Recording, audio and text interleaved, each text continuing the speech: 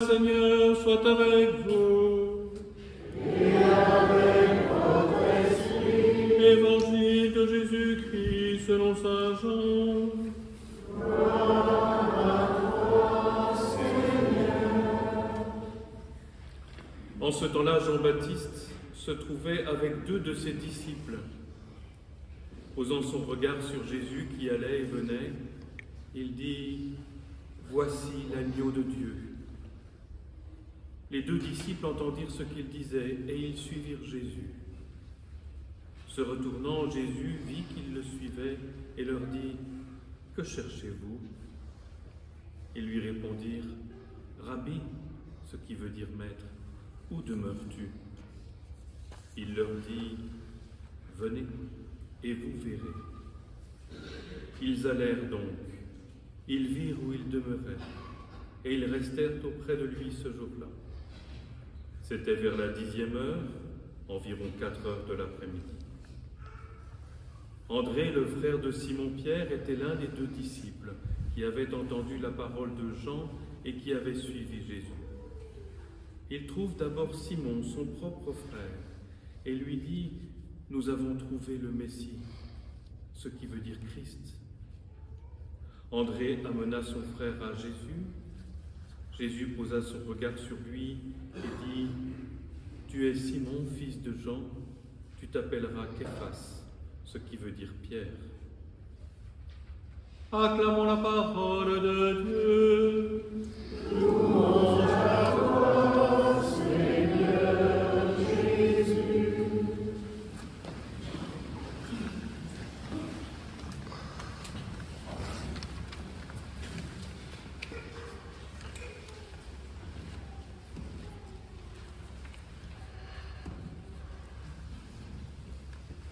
Bonjour, bonjour, mais je ne vous connais pas.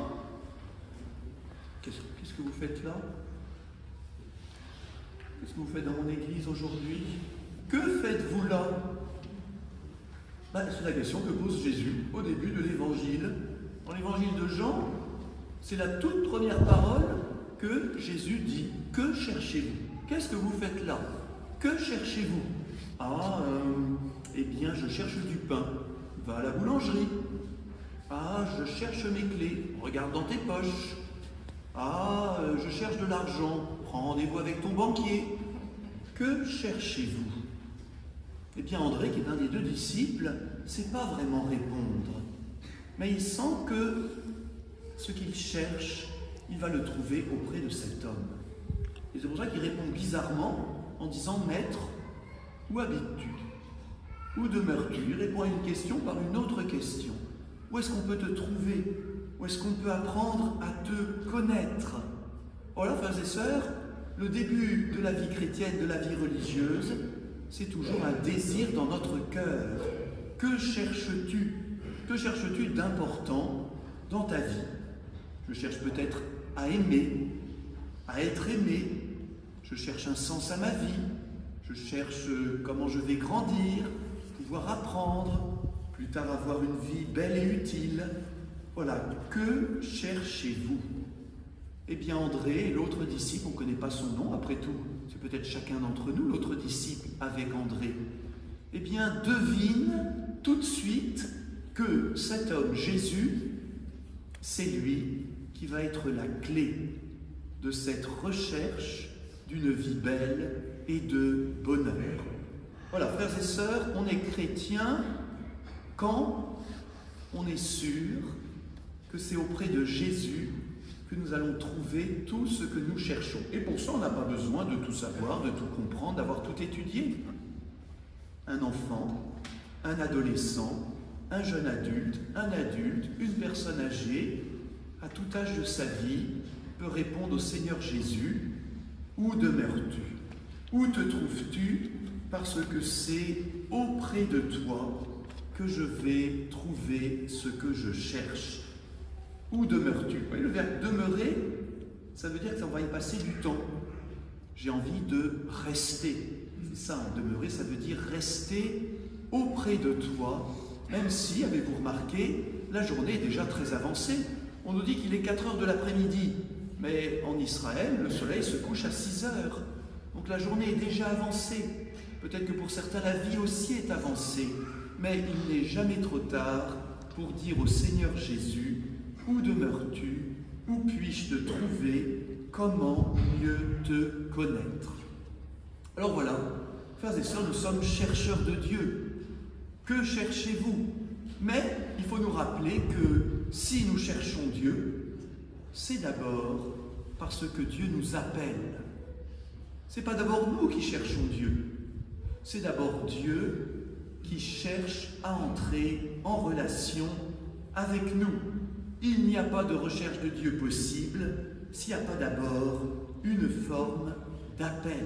Pourquoi? Parce que dans le livre de la Genèse, nous lisons que Dieu a créé l'homme et la femme à son image et à sa ressemblance, et dès le début, il a parlé avec Adam et Ève.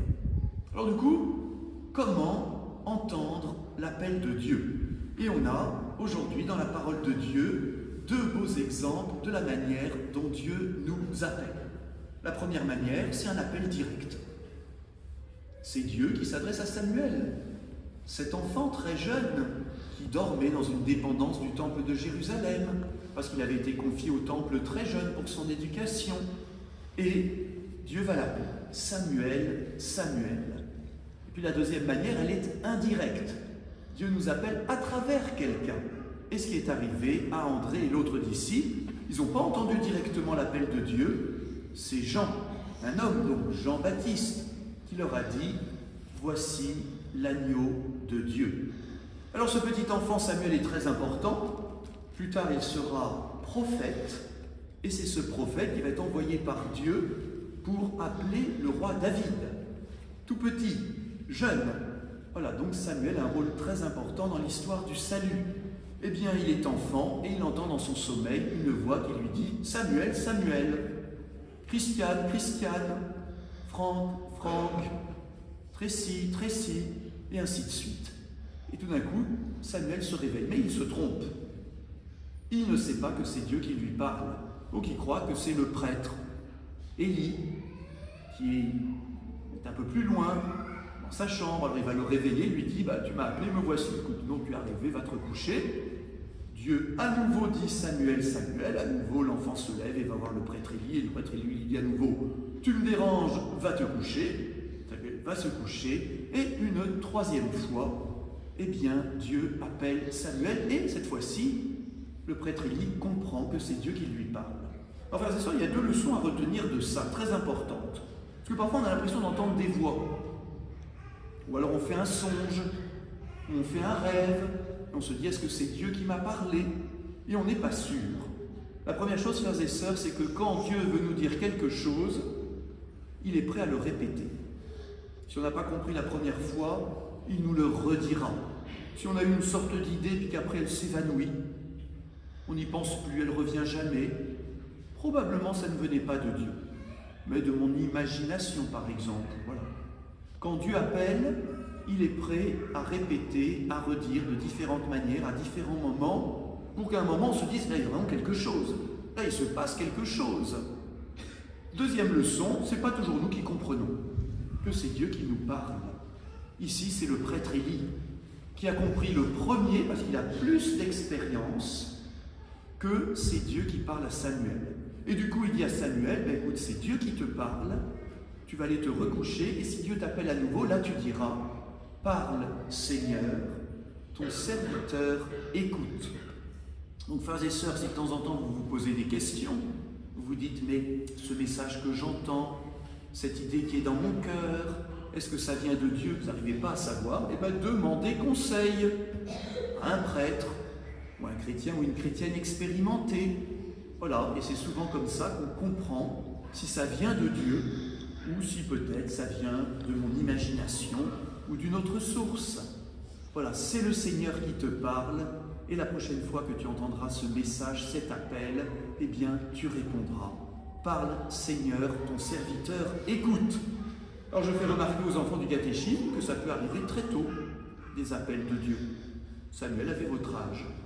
Voilà, donc soyons attentifs à ce qu'on entend parfois dans son cœur ou dans sa tête. Voilà, donc première manière dans laquelle Dieu, qui veut entrer en relation avec nous, nous parle, eh ben, c'est des appels directs, des paroles directes, des messages directs qui nous arrivent dans la prière, dans notre sommeil, parfois en marchant dans la rue, parfois pendant la messe. Et qu'on dit, tiens, Dieu me dit quelque chose. Et la deuxième manière par laquelle Dieu nous parle, c'est à travers les autres, à travers des guides, à travers des gens qui préparent le terrain. Et là, nous avons l'Évangile. Donc, André et l'autre disciple, mais pour l'instant, ils ne sont pas disciples de Jésus. Ils sont disciples de Jean-Baptiste. Ils ont trouvé que c'était un prophète extraordinaire. Et Jean-Baptiste, voyant Jésus, posant son regard sur Jésus, leur dit, « Regardez, voici l'agneau de Dieu. » Ça, c'est bizarre. Pourquoi Jean-Baptiste n'a pas dit « Voici le Fils de Dieu, voici Jésus, voici le Messie, voici le Christ ». Il a employé cette formule un peu étrange, peut-être parce que un agneau, c'est doux, un agneau, c'est humble, on n'a pas peur d'un agneau. L'agneau de Dieu, c'est la douceur de Dieu en Jésus. Et puis aussi, plus tard, ils comprendront que l'agneau de Dieu, c'est aussi l'agneau qui va offrir sa vie, l'agneau qui va mourir sur la croix pour nous, mais ça viendra plus tard. Alors voilà, dans notre vie, beaucoup de personnes peuvent nous indiquer Jésus. C'est le rôle des catéchistes, c'est le rôle des animateurs et des animatrices d'aumônerie, c'est le rôle des parents envers leurs enfants, mais c'est aussi des rôles entre nous. Car après tout, à ce moment-là, André est adulte, Jean-Baptiste est adulte, peut-être même qu'André est plus âgé que Jean-Baptiste. Mais voilà, nous entendons des appels qui nous sont relayés. On dit « Regarde, voilà, Dieu t'appelle » ou « Tiens, est-ce que tu ne pourrais pas t'engager dans tel service » ou bien peut-être « Attention dans ta vie, à ceci ou à cela. Est-ce que ce ne serait pas le moment d'aller faire une retraite, d'aller faire un pèlerinage? Tiens, au fait, est-ce que tu prends le temps de prier ?» De bien des manières, voilà, des chrétiens, des chrétiennes nous montrent un appel de Dieu dans notre vie. Alors ils y sont allés, ils ont entendu cet appel de Jean-Baptiste, se sont tournés vers Jésus, et Jésus leur a dit, « Que cherchez-vous? Qu'est-ce qui est dans votre cœur? Seigneur, où demeures-tu? Pour l'instant, nous voulons juste rester avec toi. » Ben voyez, frères et sœurs, cette rencontre a été tellement belle que aussitôt, André a voulu en parler aux autres. Et il n'a pas été chercher midi à 14h, il est allé en parler à son propre frère, Simon, Pierre, Saint-Pierre. Voilà, donc Saint-André, André, est allé voir son propre frère pour lui dire « On a rencontré quelqu'un d'extraordinaire, viens le rencontrer. » Vous voyez, frères et sœurs, la foi, elle se propage aussi tout simplement par nos relations. Dans une semaine, va démarrer sur la paroisse le parcours Alpha, qui est une belle occasion de rencontrer Jésus pour des gens qui le connaissent peu ou qui ne le connaissent pas du tout. Mais on se rend compte que c'est très difficile d'inviter à ce parcours. En fait, ça marche que si un chrétien, une chrétienne, invite son frère, sa sœur, un ami, un voisin, quelqu'un de son entourage en lui disant « Tu sais, je pense que ça va être intéressant pour toi. Je sais que tu te poses des questions sur Dieu. Je sais que tu es catholique, mais que tu voudrais en savoir plus. Eh bien, viens. » Voilà, frères et sœurs, évangéliser, parler de Jésus, ça se fait d'abord avec nos proches, en invitant à différentes occasions, différentes possibilités. Et voilà, ainsi Simon a suivi André, il est allé auprès de Jésus, et Jésus, et j'en termine par là, a posé son regard sur Simon-Pierre. Ah, frères et sœurs, qu'il est beau, qu'il est bon de sentir le regard bienveillant de Jésus sur moi. Jésus pose son regard sur chacun de nous. Et quand nous ressentons ce regard bienveillant de Jésus, on a envie de demeurer avec Jésus. Et à la messe, avant que de communier ou de venir recevoir la bénédiction, le prêtre dira comme Jean-Baptiste, « Voici l'agneau de Dieu ». Puissions-nous à ce moment-là être touchés, sentir le regard bienveillant de Jésus sur nous et lui répondre « Maître, Seigneur, où demeures-tu » Je veux aujourd'hui te rencontrer profondément et te suivre davantage. Amen.